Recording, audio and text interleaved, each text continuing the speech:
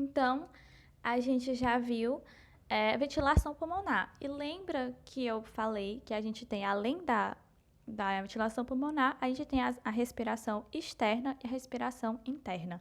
A respiração externa, também chamada de respiração pulmonar, é a troca que vai acontecer entre os alvéolos e os capilares, ou seja, entre o pulmão e o sangue.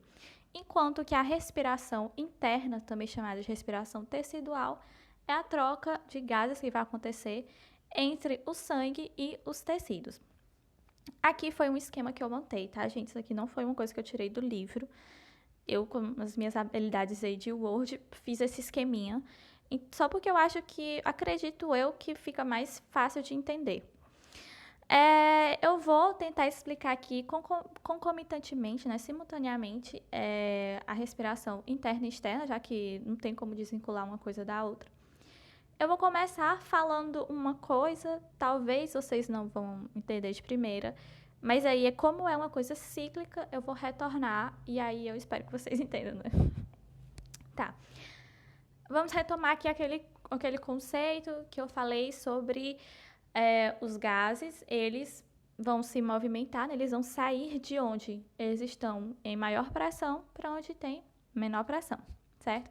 Lembrando uma coisa, com que a gente aqui fala de pressão parcial dos gases. Por quê? Porque o ar ele é composto por diversos gases. Então, é como se a gente tirasse aquele específico, tipo, tá, eu quero ver a pressão desse gás aqui. Então, é uma pressão parcial.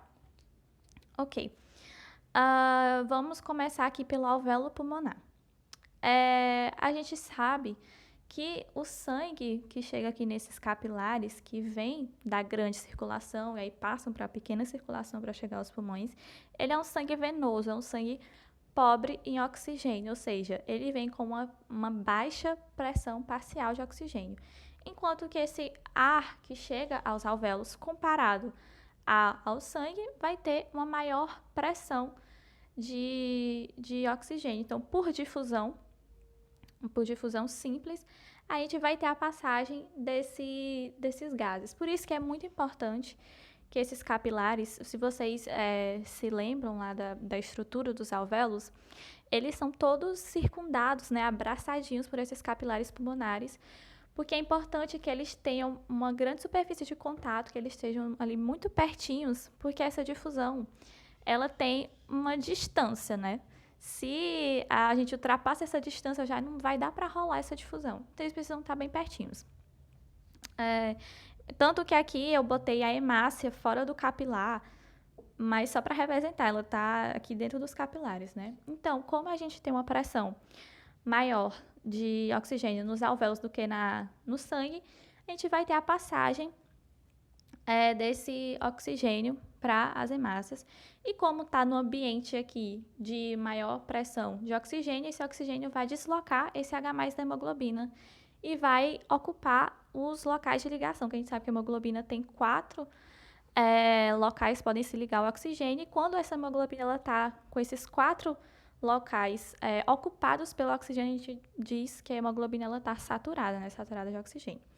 Tudo bem, aqui a gente forma esse complexo de uma hemoglobina oxigenada, né, com oxigênio, uma oxihemoglobina. Tá, aí aqui saiu, volta para o coração, vai para a grande circulação, vai para os tecidos. Chega aqui em um tecido X qualquer. E é importante aqui a gente perceber por que esse tecido vai ter uma grande pressão de CO2 ou concentração. Vocês entendem que são pressão, mas talvez se eu falar concentração fique mais fácil de entender. Por que eles têm uma grande concentração de CO2? Porque esses tecidos, eles são metabolicamente ativos. Então, no metabolismo, a gente tem a respiração celular, que não tem a ver com a respiração em si. A respiração celular, vocês sabem, se refere à produção de energia. E como produto, né, a gente tem ATP, calor e CO2. Então, a gente tem esse produto, um meio rico em CO2. Então, a gente também pode pensar que tecidos que têm um metabolismo mais acelerado, né, são mais ativos, metabolicamente falando, eles vão ter uma concentração também maior de CO2. Então, chega esse sanguinho lá, essa hemácia, E, poxa, o tecido tem bem mais CO2. Então, por difusão, ele entra na hemácia. Lá na hemácia, o CO2, ele tem a aguinha lá, né? H2O. Dentro da hemácia, do eritrócito, né, que significa a mesma coisa, a gente tem essa enzima que se chama anidrase carbônica. Essa enzima vai fazer o quê? Vai juntar esse CO2 e essa água formando ácido carbônico e também vai separar, a mesma enzima vai separar, formando aí o bicarbonato, o íon bicarbonato e o íon hidrogênio, né, o H+. Opa, fui interrompida aqui, não sei nem mais onde é que eu estava. Tá, a anidrase carbônica também vai separar formando esse íon bicarbonato e o íon H+. Esse H+, né, ele vai tornar o ambiente ácido, né, vocês já sabem. Tem um slide aí depois, eu estou falando mais dos esquemas, mas é importante que vocês leiam também, eu deixei tudo explicadinho. Que esse ambiente ácido, né, esse pH mais baixo, e essa ligação desse H+ com a hemoglobina faz com que ela altere sua estrutura e fique assim, quer saber? Não quero mais saber de oxigênio, não. Não estou muito afim do oxigênio. E ele vai lá e libera esse oxigênio. Liberando esse oxigênio, a gente vai ter que a pressão no sangue vai estar superior, então por difusão o oxigênio passa para o tecido. Certo? Ok. E esse bicarbonato? Parte desse bicarbonato vai para o plasma sanguíneo. Só que ele não só vai, ele vai, mas tem algo que vem em troca. É como se fosse uma catraca, né? É um vai e vem. Que no caso o bicarbonato sai e em troca a gente tem a entrada desse íon cloreto, que é o que a gente chama esse processo de desvio de cloreto. E é muito importante principalmente para duas coisas. Primeiro, para a gente ter o equilíbrio de cargas, né? Tá saindo um ânion, né? uma carga negativa, mas está também entrando. Então, a gente está mantendo esse equilíbrio. E também porque o bicarbonato, né, é básico, então vai trabalhar aí no tamponamento, que o tamponamento é manter estável o pH sanguíneo. Certo, então a gente aqui tem esse complexo de hemoglobina ligado ao H+.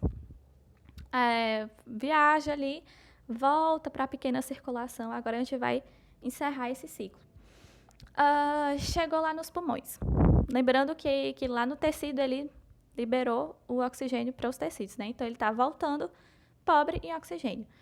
Volta pobre em oxigênio, acontece aquilo que eu falei no início. Por difusão, o oxigênio passa, desloca esse H+, faz com que a hemoglobina não queira mais saber do H+, que ele queira de novo ficar com oxigênio. E esse H+, ele vai se juntar novamente com esse íon bicarbonato. Mas esse bicarbonato, ele vai vir do plasma. Então, vai ser a troca, só que agora a troca reversa. Eu vou trazer de volta o bicarbonato para dentro do eritócito, trocando ele por um cloreto. Então, eu boto o cloreto para fora e bicarbonato para dentro. A gente vai ter a atuação da anidrase carbônica, unindo bicarbonato com H+, formando o ácido carbônico e separando em CO2 e água. Como a gente vai ter aqui essa alta pressão de CO2 no sangue, por difusão, ele passa para o alvéolo pulmonar. Então, a gente vai expulsar na nossa expiração esse CO2.